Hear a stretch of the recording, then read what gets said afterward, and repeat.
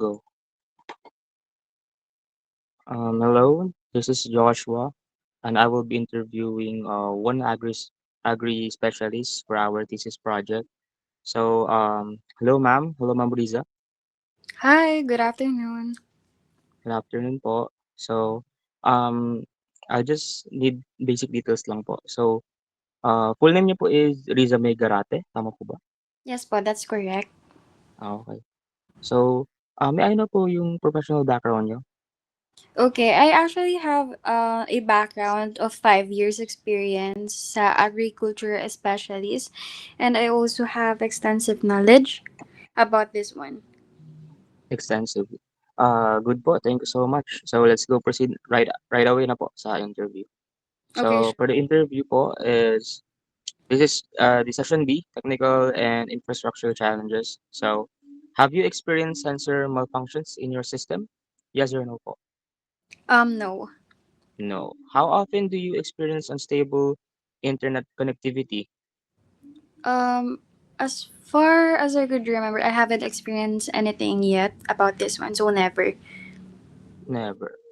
So do you have um backup power for your IoT system in case of outages like brownouts?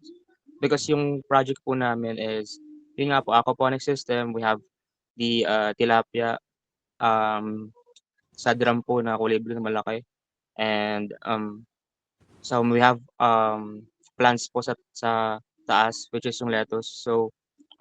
We have sensors na nagmo-monitor po sa system namin, ammonia, pH sensor which is mainly sa tubig. So, uh, for they are operated with electricity. So, do you have backup power? So, in terms of brownout po, Right at this moment, wala. wala. Yes, no. So, are you using local server po?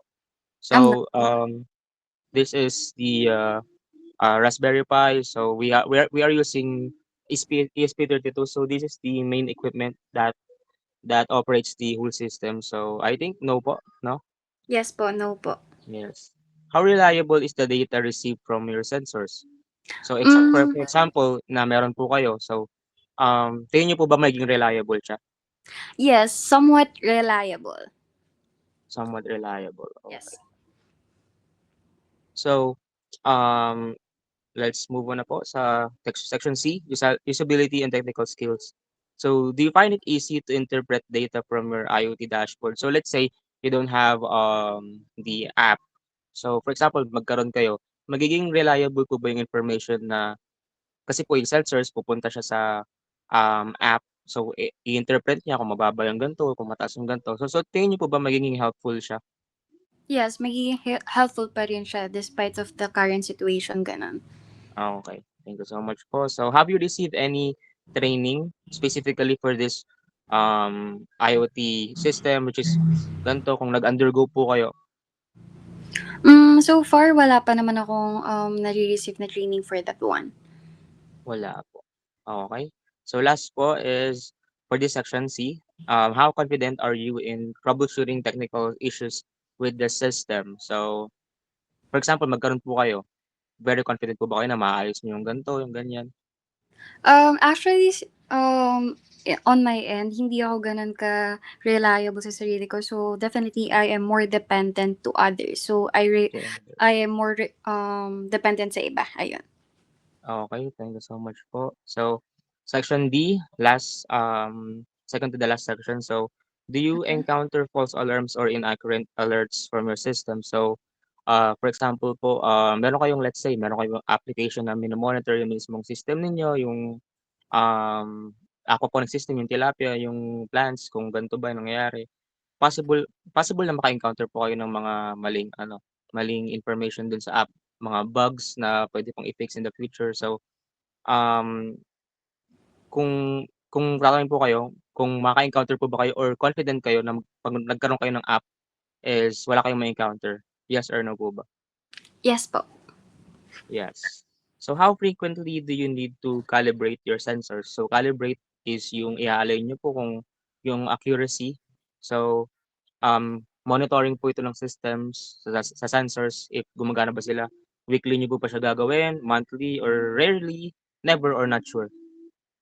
For me, mas okay sa akin na weekly siya. Para Na mas week monitor yes. na weekly gagawin? Thank Yes, you po. weekly. So, has your system ever failed to automate an essential function? So, let's say magkakaroon kayo ng, system. So, kasi po yung sa'min nagkaroon po kami ng difficulties and may particular sensor po kami na hindi gumana which is yung vinegar and baking soda pump namin. So, pinalitan namin siya.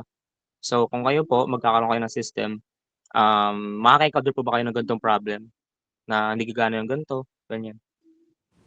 Yes, more likely possible to happen. So, yes po. Okay.